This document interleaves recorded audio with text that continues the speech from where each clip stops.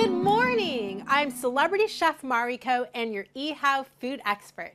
Today I'm going to show you how to make vegetarian pancakes. This is a delicious, easy, and healthy recipe for anyone on a vegetarian diet or just trying to watch the amount of calories, fat, and cholesterol in their diets. To get started, you'll want to get a pancake griddle and start heating it to medium-high heat. Then you'll want to get a medium-sized mixing bowl and add 1 cup of flour. You could use regular flour, whole wheat flour, even a gluten-free flour mix.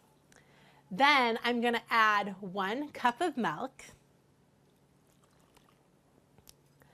I'm going to add a pinch of salt. This is probably going to be about 1/8 of a teaspoon.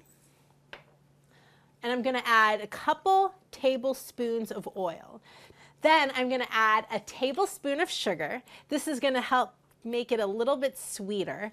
And if you normally use some no-calorie sweetener or agave, you could use a little bit of that as well.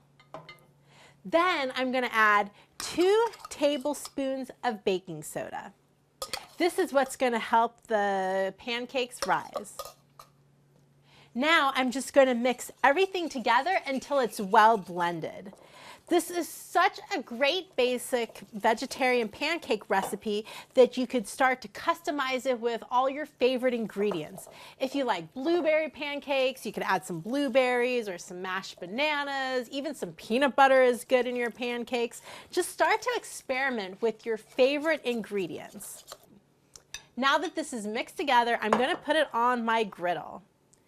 Each pancake is going to be about a tablespoon of batter. You're going to want to cook them for about 2 to 3 minutes on each side. You know your pancakes are ready to flip when they start to bubble in the middle and the edges start to puff up. All right, let's see how this looks.